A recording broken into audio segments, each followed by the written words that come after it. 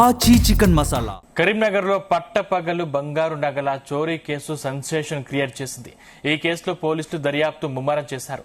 భారీగా నగల చోరీకి పాల్పడింది సుబోధి గ్యాంగ్ పనేనని అనుమానం వ్యక్తం చేస్తున్నారు. పీఎంజే జ్యువెలరీ చోరీ చేసిన తక్షణమే జిల్లా సరిహద్దులు దాటినట్లు పోలీసులు గుర్తించారు. దేశంలో పలుచోట్ల భారీ స్థాయిలో దొంగతనాలకు పాల్పడుతున్న కేసుల్లో ఈ ముఠాకు లింకు ఉన్నట్లు పోలీసులు అనుమానిస్తున్నారు. కేటుగాళ్ల కుటుంబ సభ్యులతో కలిసి 4 రోజులకు ఒకసారి సేఫ్ గా స్థావరాలకు మకం మారుస్తున్నట్లు పోలీసులు భావించారు. పోలీసులకు చిక్కకుండా తప్పించుకునే దిశగా గ్యాంగ్ స్కెచ్ వేసుకున్నట్లు నిర్ధారించుకున్నారు. చోరీ చేసిన నగలను 3 రోజుల్లో నగదుగా మార్చుకునే విధంగా దొంగల ముఠా నెట్వర్క్ ఏర్పాటు చేసుకున్నట్లు పోలీసులు అనుమానిస్తున్నారు.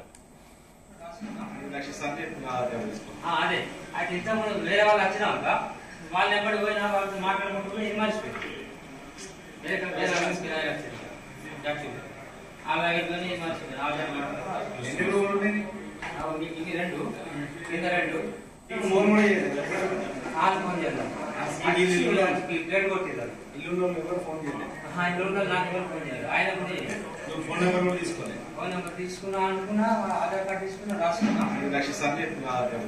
అదే అటు ఇంత వేరే వాళ్ళు వచ్చినాక వాళ్ళు ఎక్కడ పోయినా వాళ్ళతో మాట్లాడుకుంటున్నారు. కరీంనగర్ లో పట్టపగలు బంగారు నగల చోరీ కేసుకు సంబంధించి సెన్సేషన్ క్రియేట్ చేసింది. ఈ కేసులో పోలీసులు దర్యాప్తు ముమ్మరం చేశారు.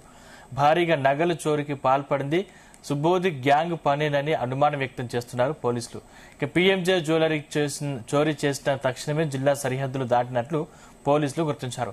దేశంలో పలుచోట్ల భారీ స్థాయిలో దొంగతనాలకు పాల్పడుతున్న కేసుల్లో ఈ ముఠాకు లింక్ ఉన్నట్లు పోలీసులు అనుమానిస్తున్నారు. ఇదే అంశానికి సంబంధించిన మరిన్ని డీటెయిల్స్ మా ప్రతినిధి గోపికృష్ణ అందిస్తారు. గోపికృష్ణ, సందీప్, ఈ నెల 3వ తేదీన కరీంనగర్ జిల్లా కేంద్రంలో పిఎన్జి జ్యువెలరీలో చోరీకి పాల్పడిన ఘటనలో మాత్రం పోలీసులు అయితే విచారణ అయితే వేగవంతం చేసినట్టు కూడా తెలుస్తుంది. ఈ నేపథ్యంలో ఆ దోపిడీకి పాల్పడింది సుబోధి గ్యాంగుల పనేనని కూడా పోలీసులు అయితే ఒక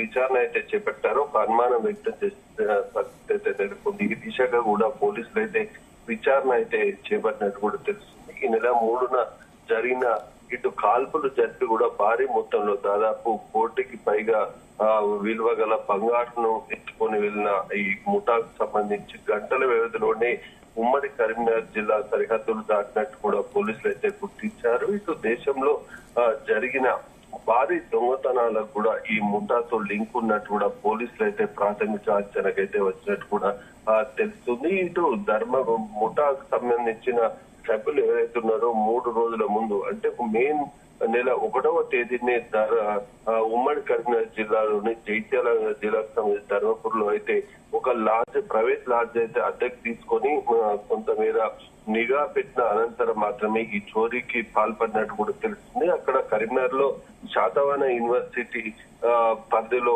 కూడా రెక్కి నిర్వహించి కూడా ఆ వైపు నుంచి ఎవరు రారని కూడా ఎక్కువ చెకింగ్ ఉండడానికి కూడా ఈ ముఠా సభ్యులైతే గ్రహించి ఆ దిశగానే అటువైపు నుంచే పారిపోయారన్నట్టు కూడా పోలీసులు అయితే ప్రాథమిక అంచనా అయితే వేస్తున్నారు. అక్కడి నుంచి కూడా వీళ్ళు చోరీకి పాల్పడిన వెంటనే ఏదైతే చోరీకి ముందు ధర్మపురం నుంచి ఏ విధంగా కరీంనగర్ వచ్చారో అదే రూట్ మ్యాప్ తోటి కూడా వెళ్ళినట్టు కూడా పోలీసులు అయితే గుర్తించారు. సీసీ కెమెరాలకు కూడా ఏదో ఒక చోట చిక్కుతూ కూడా దాదాపు సీసీ కెమెరాలు లేని చోట ఈ కాలువల వెంబడి కూడా వీళ్ళు ప్రయాణించినట్టు కూడా పోలీసులు అయితే గుర్తించారు. అయితే నిన్న ధర్మపురి సమీపం పుష్కర ఘాట్ల వద్ద అయితే చోరీకి పాల్పట్లో 2 బైకులు ఒక బైకునైతే పోలీసులు అయితే గుర్తించారు. అటు నుంచి కూడా వారు మరో వాహనంను దారి మళ్లించి ఈ వాహనం పైన ఉన్న వ్యక్తులు కూడా జిల్లా సరిహద్దులు దాటి మహారాష్ట్ర వైపు వెళ్ళినట్టు కూడా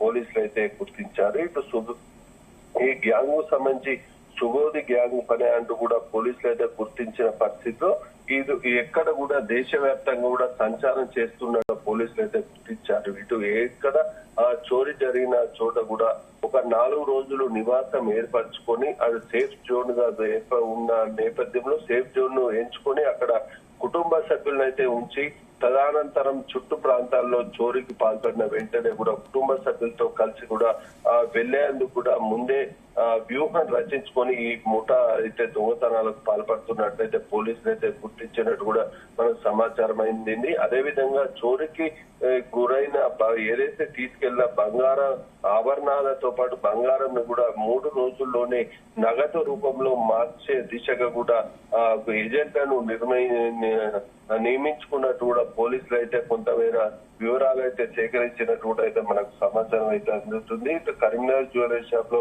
పాల్పడిన వెంటనే కూడా సుమారు గంటల వ్యవధిలోనే జిల్లా సరిహద్దులు దాటిన వెంటనే మరో విడతల వారుగా గ్రూపులుగా విడిపోయి కూడా వారు ఈ చోరీలకు పాల్పడతారని కూడా తెలుస్తుంది. ఇది ముఠాకు సంబంధించి బంగారు ఆభరణాలు ఇతర రాష్ట్రాల్లో వెళ్లి కూడా ఆ ఏజెంట్ల సహాయంతో అమ్మిన అనంతరం కూడా వెంటనే నగదు రూపంలో మార్చి తన కుటుంబ సభ్యులకు ఆ ఏజెంట్లు అప్పగించే విధంగా కూడా వ్యూహాన్ని రచించుకుంటున్నట్లు కూడా పోలీసులకైతే సమాచారం అందినట్టు కూడా తెలుస్తుంది. ఈ నేపథ్యంలోనే ఆ ముఠా దేశవ్యాప్తంగా కూడా పోలీసులు జల్లెడ పట్టే అవకాశం అయితే స్పష్టంగా కనిపిస్తుంది. ఈ ముఠాకు సంబంధించి ఒకే చోట కాకుండా ఆ ప్రాంతాల వారిగా వెళ్తున్న పరిస్థితిలో మాత్రం దేశవ్యాప్తంగా కూడా జరిగే భారీ దొంగతనాల్లో కూడా ఈ ముఠాకు లింక్ ఉన్నట్టు కూడా పోలీసులు అయితే గుర్తించిన పరిస్థితి ఉన్నట్టు కూడా మనకు సమాచారం అయితే అందింది. ఆ దిశగా కూడా పలు రాష్ట్రాల పోలీసులతో కూడా ఈ కరీంనగర్ పోలీసులు అయితే సహాయం తీసుకుంటూ కూడా ఈ సాంకేతిక పరంగా వీళ్ళను గుర్తించే అవకాశం ఉన్నట్టు కూడా తెలుస్తుంది. కానీ ఇక్కడ 5గురు ఏదైతే చోరీకి పాల్పడ్డ 5గురిలో ఒకరు మాత్రం ఈ స్థానికులై ఉంటారని కూడా పోలీసులు అయితే అనుమానం వ్యక్తం చేస్తున్నారు. స్థానికంగా ఏదైతే ఒక గతంలో నేరాలకు పాల్పడ్డ వారు కావచ్చు ఇతరుల సహాయం తీసుకొని ఈ చోరీకి పాల్పడ్డట్టు కూడా తెలిసింది. లోకల్ గా ఏ రూట్ నుంచి వైపు వెళ్తే పోలీసుల నిఘా ఉండదు అన్న కోణంలో కూడా ఏదైతే స్థానికులకు సంబంధించి సహాయం తీసుకొని ఈ చోరీకి పాల్పడ్డట్టు కూడా గుర్తించినట్టు కూడా తెలుస్తుంది. ఆ దిశగా కూడా పోలీసులు అయితే విచారణ చేపట్టారు. లోకల్ క్యాండిడేట్ ఎవరైనా తెలిస్తే మాత్రం ఈ కేసు అనేది త్వరగా ఛేదించే అవకాశం ఉన్నట్టు కూడా పోలీసులు అయితే ఒక అంచనాకు వచ్చినట్టు కూడా తెలుస్తుంది. ఇటు ధర్మపురిలో 2 రోజులు ఆ లాడ్జిలో ఉన్నంతరం అక్కడి నుంచి ఎవరెవరికి ఫోన్స్ వెళ్ళాయి, ఏ విధంగా మూవ్మెంట్ అయిందన్న కోణంలో కూడా పోలీసులు అయితే క్షుణ్ణంగా పరిశీలిస్తున్నట్టు కూడా మనకు తెలుస్తుంది. ఆ దిశగా కూడా పోలీసులు అయితే విచారణ అయితే వేగవంతం చేసినట్టు కూడా మనకు స్పష్టంగా కనిపిస్తుంది. Thank you Gopi.